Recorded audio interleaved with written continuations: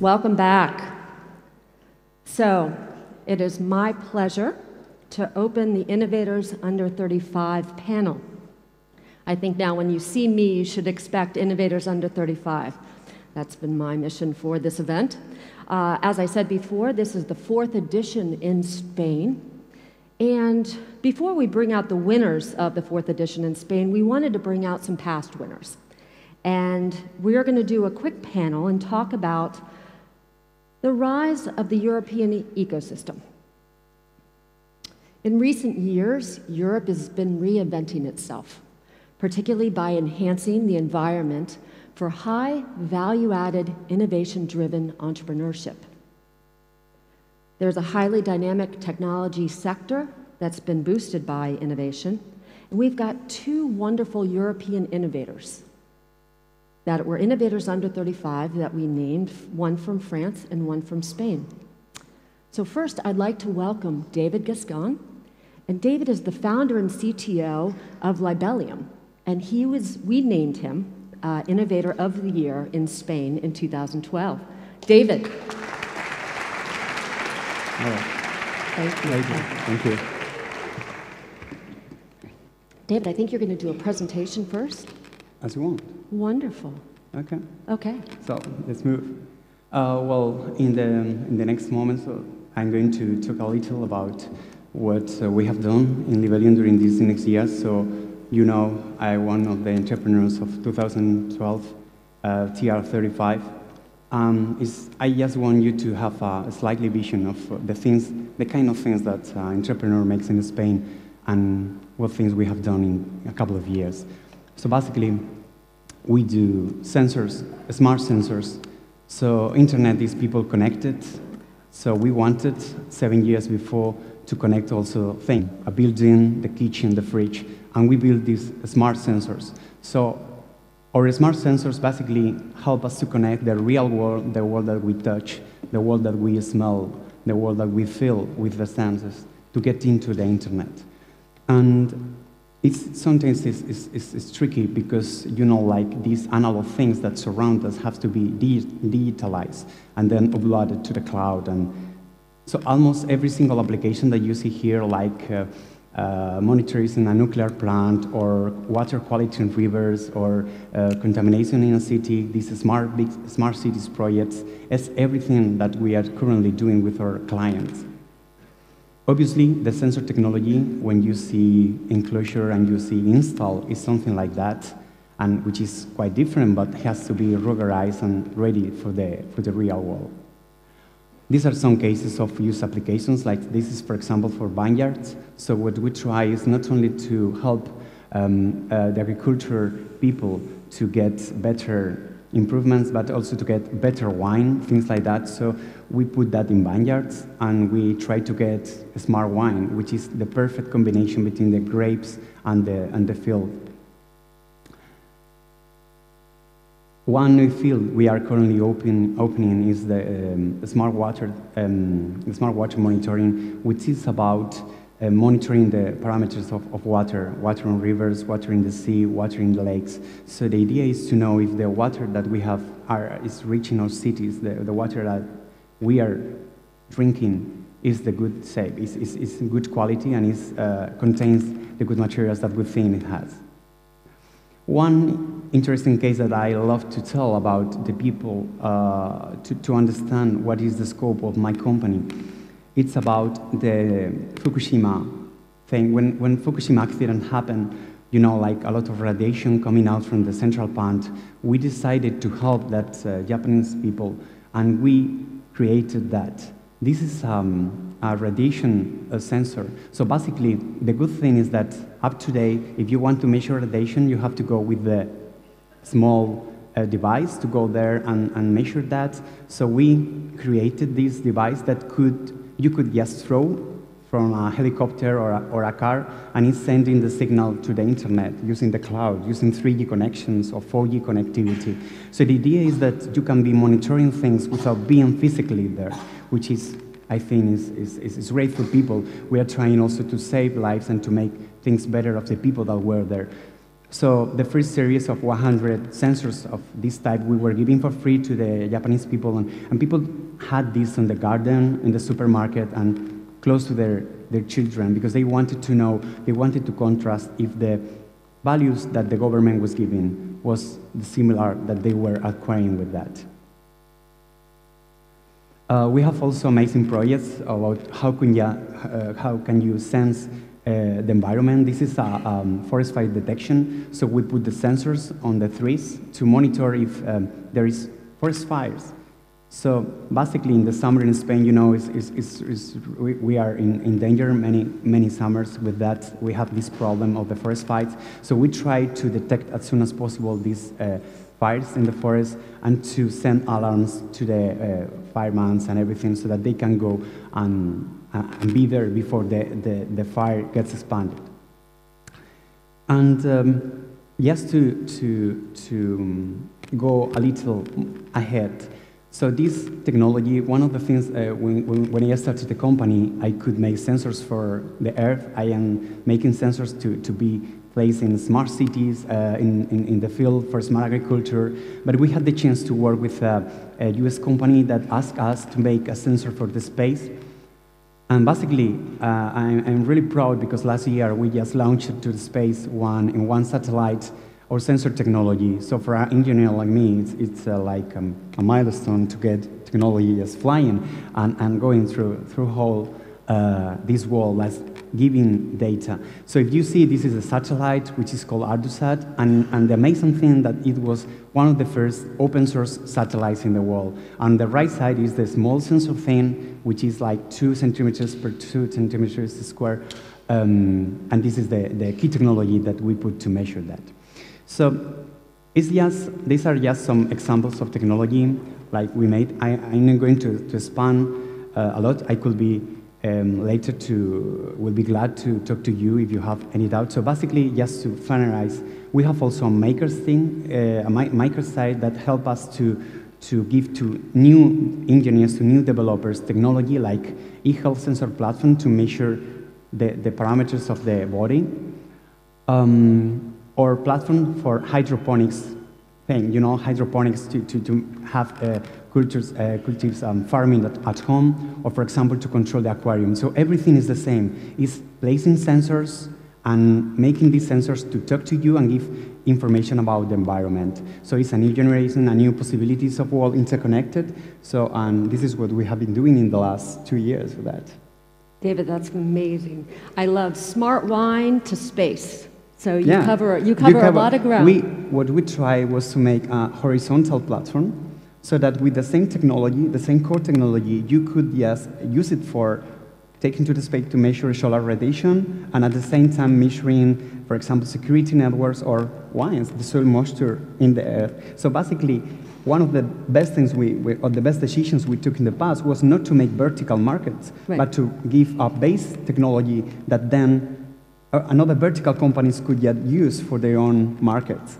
So let's say, how many markets are you working with? I say more than 50, because we have all these maps you saw are things that our clients are doing with their technology. So I think was really, for a small company, it's much better to diversify and to make something that can fit in different verticals. Was there one that you didn't expect? So often you go into planning your company and you segment your markets and think about, you know, the markets that you're going to go into. Are you in one that you didn't think about at first? Yeah, definitely. There has been amazing things, like, for example, we have a project in Australia that are using our sensors to monitor koalas. You know, they place the sensors in the neck, so they want to see the activity. So they want to see how they behave when they sleep, when they move. And they are the exact same sensors that we are placing also in the cars or in the space. It's just changing which is the sensing part, which is the sensor. Sometimes it's an accelerometer or a pulse sensor, oxygen, whatever. And some other time it's just radiation or gas concentration.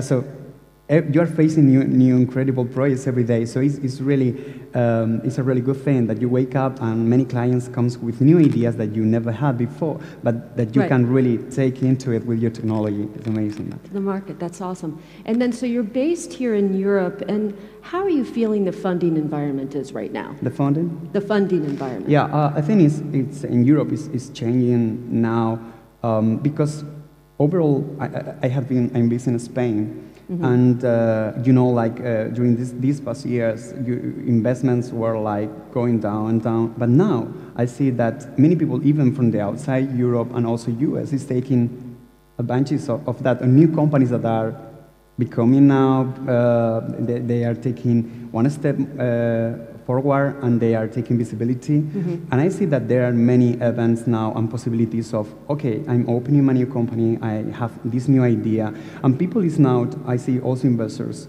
are quite open-minded again. Mm-hmm. After some years with that recession thing. And now I see again like, wow, it's now time to make things. And big companies, you know, like with big investments, like the Nest thing mm-hmm. in my field, which Google acquired, it was really hard because it was like I think it's $3,000 million for a hardware company, which is really hard. I mean, it's not really common because hardware was like more, no, it's really, hardware is for Chinese thing, you know, like really cheap, don't go on that business.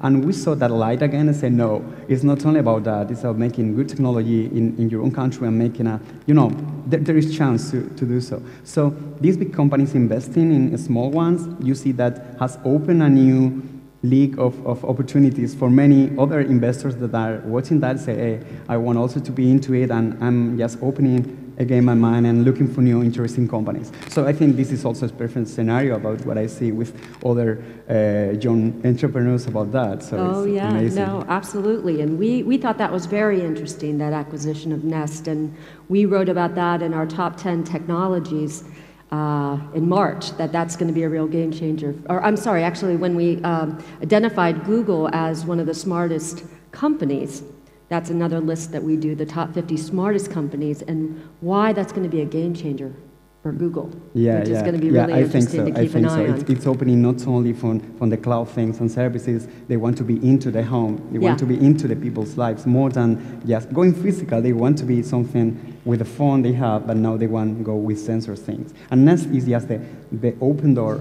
for the sensor ecosystem, because they have everything already connected with the cloud platform, and now they are opening the stack so that many other companies can just talk and make their own devices to talk to Nest. So it's really it's kind of what iPhone make with the applications program, with the apps. They are trying to make the same, but in the hardware level, which is quite clever.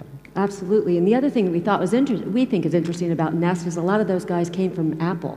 Yeah. And their design is really injecting. Talk about that a little bit. Yeah, so basically, you can have a good product, but people are buying products for the same, because they look with their eyes and say, wow, this is beautiful, so I want to get interested about what it's doing. And Nest is kind of iPhone thermostat. The first time I saw it was like, you know, all the shapes, all the details, all you know, like I say, wow, this is a product that I would like to have in my home. Yeah. Maybe not only to see, but also, if I can use for more things, it will be nice. But in the first day, you say, like, there's something beautiful, and technology and simple things are. So it's like the simplicity of Nest. It's like turning up and down, and the rest is doing automatically behind. You don't have to wait about that. So I think it's a good example of how simple a product can be marvelous. Yeah. Excellent. I could talk about design all day, but we need to keep moving. So next, I'm going to invite up Rand Hindi, and we're going to continue this conversation in a moment, but Rand's going to come out. And Rand, I first met Rand in Paris when he was named the Innovator of the Year in 2014 in France. Rand, come on out. And you all met Rand earlier today.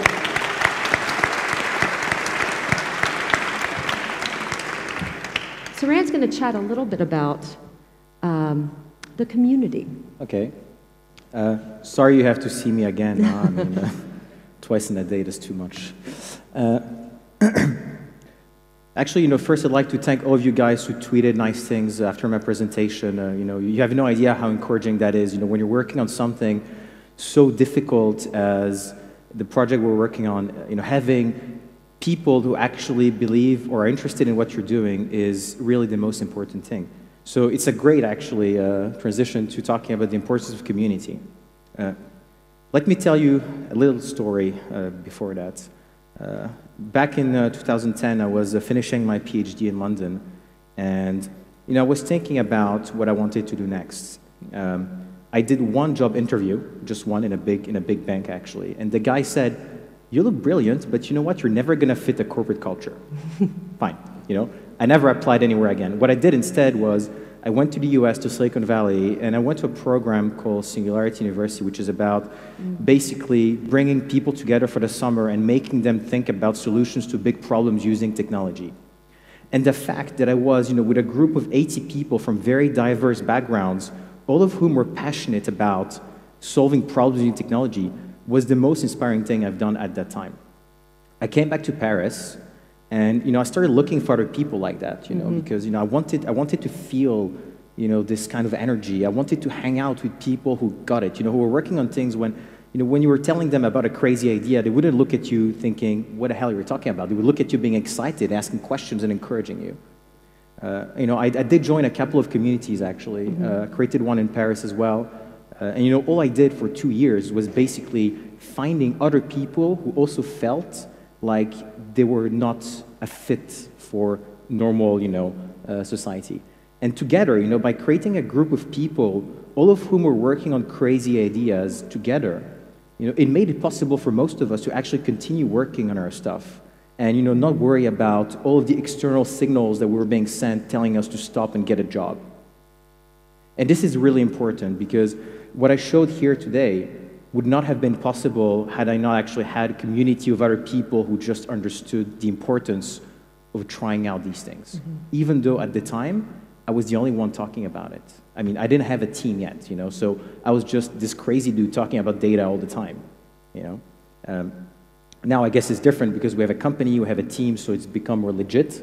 And it even got to a point where we got invited by the French president to have lunch and talk about the importance of data and open data for the government and society.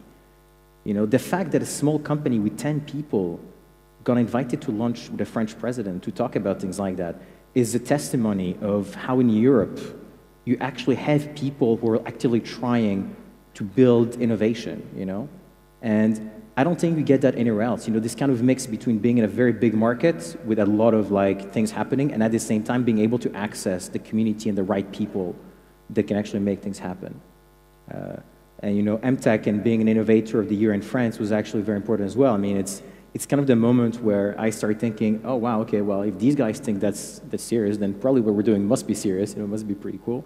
And the amount of press we got out of that was just staggering. I mean, it's just crazy. It was like. I would go out in clubs in Paris, and literally people would come to me and just say, "I saw you in that interview. That was awesome, man. Great stuff you're doing." And that was real. The feeling it gave us, the recognition is something that really, really motivates the whole team. And more of that would be even better, I guess. That's fantastic. Did you notice a difference between when you won in France and then when you won? So Rand also then went on from being the Innovator of the Year in France to being named part of the global edition of the Innovators Under 35. I think it's a very different experience, though, to be honest. I think being, amongst the global 35 is kind of super humbling because you've got all of these guys like Aaron Levy, Brett Taylor. I'm like, oh well, okay, well these guys are already pretty big, and I'm still kind of like a young entrepreneurs. Undercover. Yeah, we're trying. But getting access to these guys and talking to them and exchanging ideas is really awesome. I think the local version, I guess it was more of a big deal in France because it was a new event and. Is something that people actually really were looking to. So I think they're very different, but both are super, super, super good. That's fantastic. David, tell us about your experience. So you were the Innovator of the Year in Spain, and that was the second edition, I believe, of the Innovators of the Year. Yeah, in 2012. So how did that change your life, or how did that impact you? Well, the first thing is that it is not a local prize. It's not something that it comes from the MIT, and for if you are in the technical part, you're in the technical thing. you have been always in touch with many researchers from MIT, from many, you have seen many disruptive technologies that were born there. And you say, okay, so now they are launching this prize in every country, and they have just reviewed my project, and they know this is good, which is always, okay, I'm going to keep on doing the same, but you have this like internal impulse. You have, it's not about approbation, it's just something about saying, okay, I know, they know, I'm going to show everyone else that what we are doing. So it's just one more thing that is not your mother saying, oh, you're good, it's nice. It's more objective things, more serious things, and most, like one step saying, hey, maybe, no, I mean, a few people are getting this, so let's move forward. Yeah, good, and I'm glad we made your mother proud too. That's fantastic. So I'd like to talk a little bit about, so both of you, and Rand, sounds like you go back and forth between Silicon Valley and Europe, but both of you decided to build companies in Europe. So I'm curious about why you did that. What was the motivation? Rand, why don't you pick up that one? So when I was in Silicon Valley back in 2010, I discovered an ecosystem that was so vibrant where people were just all the time like talking about ideas, and talking about tech and ideas, which is like the two most interesting to me, to be honest. The reason why I came back to Paris was not because I didn't feel I could build as successful companies in the US, it's because I really liked Europe as a culture, to be honest. And, even though we did not have back then, we didn't have anything even remotely similar to Silicon Valley in terms of ecosystem. There was something, let's say, organic about it. It was just, it was up and coming, and like you could meet everyone in the ecosystem very easily. It was a small kind of family thing, Yeah. And I liked that feeling. Great. And David, why did you choose to stay in Europe? The thing is, first of all, is because I love my city, I love my country. And on the other hand, I feel such a strong responsibility with this country, because I studied here, I was born here, I just live here, I grow up here. And I think that my parents that are also from here, and they try to give the best for me, and so I think now I have to make the same with this country again. So I have this this feeling of responsibility, not only for bringing money from the outside to this country, which is really needed and needed, but also about giving jobs for young engineers. So, for example, in my city, we have like 50 people working in the company, and maybe these people will have gone to US, Germany, whatever the country to get that job. So now they can stay there and bring value to our region, because I think that the entrepreneurs, in some way, they have to bring value also in their country, because it's the only way they have to return what they receive at the beginning. And I just feel this, I have a lot of, at least, I think we have this responsibility with Spain, and trying to put it in where it should be. And it's not, so just living sometimes will be the easy thing, like living, trying to get the fundings outside and to place the company. And many times people ask me, why don't your headquarters are in Silicon Valley or in the US or whatever? And I say, because, I feel that I have to keep that part in Spain. I have to put something to change that from the base. It's not only about making money, it's about giving education and opportunities to young people who came out from university, engineers, and I want just to be part of that solution. Build on that a little bit more. I'm curious about the talent. So the talent, you're finding excellent talent here, very well-educated talent? Amazing. So once you get that people and you start working with them, they realize how professional they can be. And this is not something that they even know when they get into the company. They start with a grant, for example, and then they move to a regular job. And then they realize, wow, maybe I am not as bad as I thought. Or because they saw that the technology that they are developing, we are selling in 85 countries for all the world. And they say, wow, so I can do it. So it's just changing this mentality every day and say, yeah, you are so professional, you are competing with the most talented engineers in the world, like big companies, because this is our market, there is only one market. And they realize that there's only one trend, one thread, and they're into it. So incredible to see like young people react when they say that what they do is what we sell, and that profits come to again, and we invest and we take more people, and they feel part of it and part of the solution that I was mentioning. That's really cool. You're building something fantastic for your country. So building the community in your country, and then having a strong community that's small but growing. And then talk to me, Rand, about funding. Mm-hmm. So how's getting funding in Europe? First, I'd like to say I really agree with what he said about giving back. That's a great thing. Funding, so, I don't know that much about funding. I mean, it's not like I did venture capital or something.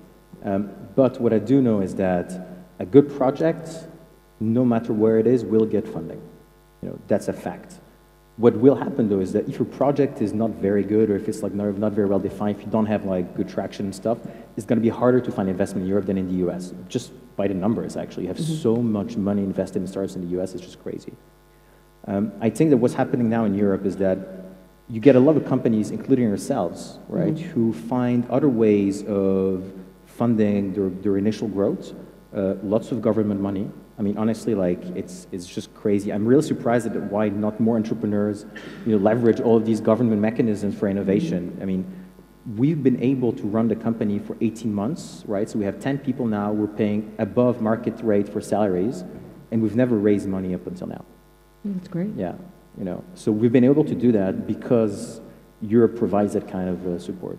But to be honest, now that we're actually moving into an even more ambitious project, we're actually taking external funding. That's just, we got to the limit of what we could do, I guess.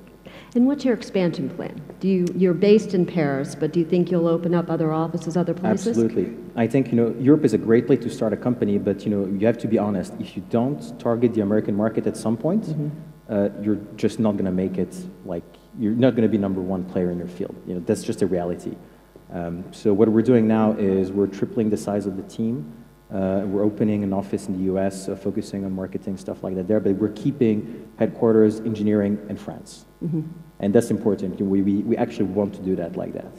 That's really fantastic. Both of you are great, inspiring stories, and I hope that you'll continue to mentor the innovators under 35 as they come up, and be a judge for future competitions, and come back in a few years and tell us how you're doing. Great, thank you. That's wonderful. Thank you both.